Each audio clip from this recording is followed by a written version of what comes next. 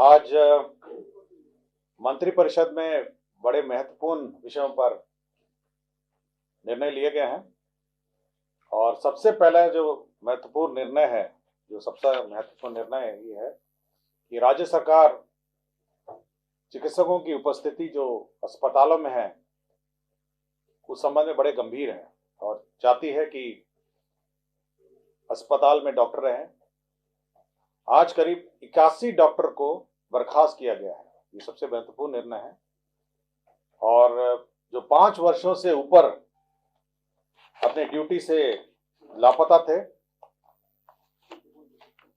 उसमें 64 डॉक्टर थे जो 5 वर्षों से ऊपर अपने ड्यूटी से लापता थे और अन्य डॉक्टरों पर कार्रवाई हुई और कुल 81 डॉक्टरों को बर्खास्त किया गया है। तो ये सबसे महत्वपूर्ण निर्णय लिया गया है कि डॉक्टर उपस्थित रहें अस्पताल में, इलाज करें और ये समय पे अपनी चिकित्सा सुविधाएं उपलब्ध कराएं। तो राज्य सरकार इस संबंध में बहुत गंभीर है और इसी के परिप्रेक्ष्य में ये कार्रवाई की गई है। 81 डॉक्टर हैं और आगे भी इस प्रकार के जितने भी मामले होंगे राज्य सरकार आगे भी कार्रवाई करती रहेगी। 81 डॉक्टर का आज बर्खास्त हुए हैं डॉक्टर। तो ये सबसे महत्वपूर्ण निर्णय है।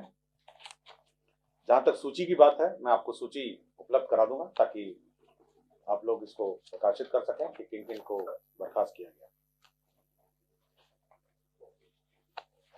औद्योगिक क्षेत्र में विभिन्न औद्योगिक इकाइयों की भी स्वीकृति आज दी गई है, जिसमें ग्रेन बेस्ड एथेनॉल है, ये करीब 96 करोड़ 92 लाख का है।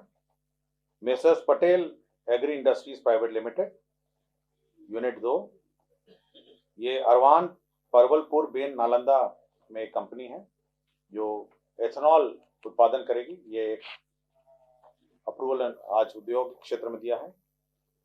दूसरा है वहीं पे messrs Patel agri industries private limited, ये 10.40 मेगावाट कैप्टिव पावर प्लांट, उसी यूनिट का कैप्टिव पावर प्लांट है और 80.16 करोड़ की लागत है। तो यह भी स्वीकृति दी गई है।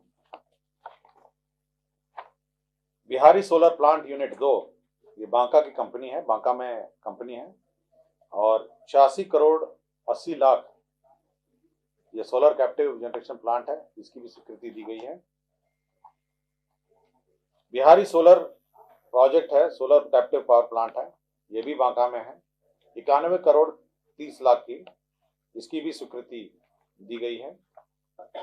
Messrs Micromax biofuels private limited Muzaffarpur ethanol, ये मोतीपुर में आपको जानकारी होगा कि एथेनॉल हब बनाया जा रहा है।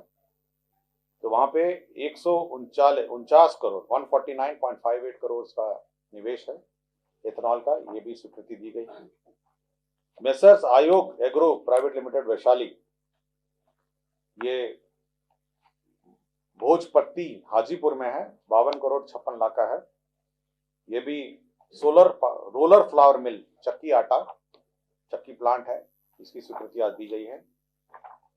Messrs new way homes private limited ethanol का है, ये 156 करोड़ 63 लाख का है। यह बियाड़ा औद्योगिक क्षेत्र बेगूसराय, इसकी भी आज स्वीकृति दी गई है। Messrs Regal resources limited Bhatgaon Galgalia Kishanganj, 54 crore 49 lakh की, ये किशनगंज में यह स्वीकृति दी गई। तो ये बहुत सारे आज औद्योगिक इकाई का स्वीकृति दिया गया है ताकि राज्य में औद्योगिक निवेश हो और औद्योगिक विकास हो। आपका जानकारी होगा कि राज्य सरकार कटिबद्ध है कि विभिन्न राज्य के नदियों में ये जो गंदा पानी, प्रदूषित पानी नहीं प्रवाह किया जाए और इसका ट्रीटमेंट करके इसको प्रवाह किया जाए और साथ ही साथ यह भी प्रयत्न किया जाए कि जो ट्रीटेड पानी है उसको सिंचाई में और अन्य कार्य में लगाया जाए। इस आलोक में 173 नालों का राज्य में 161.62 lakh 61 crore 62 lakh bio remediation in situ treatment of sludge of septic tank, community mobile toilet, sewage और बायो रेमेडिएशन ट्रीटमेंट के आलोक में यह ट्रीट किया जाएगा ताकि किसी भी नदी में, राज्य सरकार के किसी भी राज्य में किसी भी नदी में प्रदूषित पानी बहाया नहीं जा सके। तो ये बहुत महत्वपूर्ण निर्णय है और इस निर्णय को कार्यान्वयन के लिए 161 करोड़ 62 लाख लगे हैं एक साल के लिए। तो सभी सेप्टिक टैंक, नाले, जितने भी नाले गंगा नदी में बहाए जाते हैं या अन्य सभी नदियों में, उन सभी को ट्रीट कर कर ही यूज किया जाएगा। तो यह एक महत्वपूर्ण निर्णय लिया गया। विभिन्न विद्यालयों में, आपके राज्य के प्राथमिक, मध्य, माध्यमिक और उच्च विद्यालय में ये व्यवस्था थी कि जो दान करता थे, जो भूमि के दान करता थे, बिल्डिंग के दान करता थे, उनके नाम, बिल्डिंग, उनके नाम से स्कूल का नामकरण किया जा रहा था। इस व्यवस्था में थोड़ा सा परिवर्तन किया गया है कि जो मापदंड के अनुरूप जो भूमि या भवन दान करेंगे, उनको उनके नाम से या उनके पूर्वज के नाम से वे अब कर सकेंगे। पहले ये पूर्वज का नाम नहीं था, अभी प्रावधान है कि उनके पूर्वज के नाम से भी वो अब दान कर सकेंगे। और साथ ही साथ जो मापदंड के नीचे, मापदंड से कम अगर कोई दान देता है तो एक शिलापट के रूप में द्वार पे अंकित कर दिया जाएगा। तो जो मापदंड के अनुरूप हैं तो उनके तो नाम ही से होगा, और जो मापदंड से कम होंगे या तो जमीन और भवन, तो शिलापट के रूप में उसको वहां पे शिलापट के रूप में रखा जाएगा। तो ये एक महत्वपूर्ण निर्णय है भूमि दान करता। हमारे जितने यूनिवर्सिटीज के लिए कैरियर एडवांसमेंट स्कीम यूजीसी ने 2018 में लागू की। तो ये किस प्रकार ये कैरियर एडवांसमेंट होंगे, हमारे जो राज्य के प्रोफेसर हैं, असिस्टेंट प्रोफेसर हैं, एसोसिएट प्रोफेसर हैं, जितने भी हमारे प्रोफेसर हैं, जो टीचिंग फैकल्टी हैं, उनका क्या कैरियर एडवांसमेंट होगा। तो राज्य सरकार ने इस पर स्वीकृति दी है और कैरियर एडवांसमेंट स्कीम पर राज्य सरकार ने अपनी सहमति दी है। 2018 से ये लागू होगा और ये यूजीसी गाइडलाइन के आधार पर आधारित है। तो ये एक महत्वपूर्ण निर्णय है हमारे जितने भी यूनिवर्सिटी में असिस्टेंट, एसोसिएट, लेक्चरर्स और प्रोफेसर के लिए ये कैरियर एडवांसमेंट स्कीम है।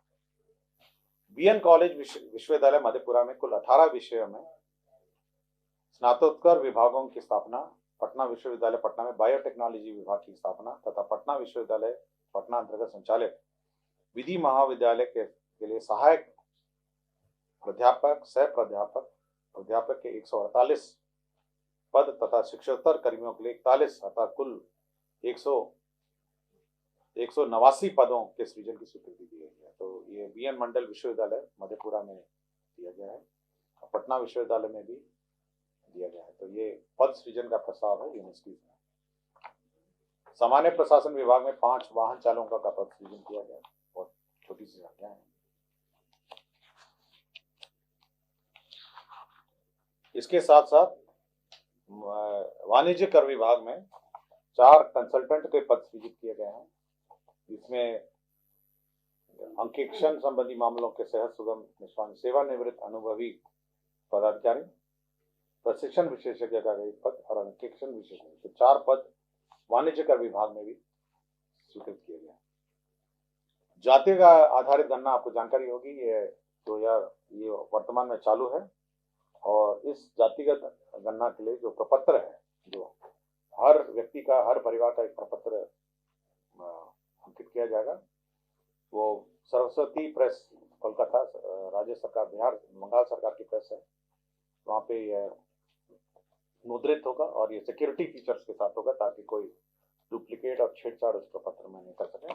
तो सिक्योरिटी फीचर्स के साथ ये सिक्योरिटी प्रेस में प्रिंट होगा कलकत्ता में। तो ये नामांकन के आधार पर यह स्वीकृति दी गई। फतुहा में 100 एकड़ का अधिग्रहण किया जा रहा है और ये लॉजिस्टिक पार्क, आपको याद होगा फतुहा में रेलवे का भी लॉजिस्टिक पार्क है, लॉजिस्टिक सेंटर है, जहाँ पे फ्रेट कॉरिडोर है, फ्रेट टर्मिनल है। तो लॉजिस्टिक पार्क 100 एकड़ का है और इसके अधिग्रहण में 168 करोड़ लागत आएगी। और साथ ही साथ भारत सरकार के साथ national highways logistic management limited, Bharat सरकार का ये उपक्रम है, और रेल विकास निगम लिमिटेड, इनके साथ एक एमओयू भी होगा और ये एमओयू के आधार पर कार्य होगा। तो एक लॉजिस्टिक पार्क अभी निर्माण की स्वीकृति राज्य सरकार ने दी है। जल संसाधन विभाग में एक परामर्शी का पद स्वीकृत किया गया है। अभियंता प्रमुख, मुख्य अभियंता के पदाधिकारी, वेतन स्तर 14-13 का तकनीकी परामर्श का एक गैर सांवर्गीय वर्ग 2 वर्ष का। लेवल क्रॉसिंग की भी स्वीकृति राज्य सरकार ने दी है। इसमें 3 जिलों के 3 लेवल क्रॉसिंग की स्वीकृति दी है। 139 करोड़ 48 लाख की है। मैं स्थल बता देता हूँ कहाँ कहाँ लेवल क्रॉसिंग की स्वीकृति दी है।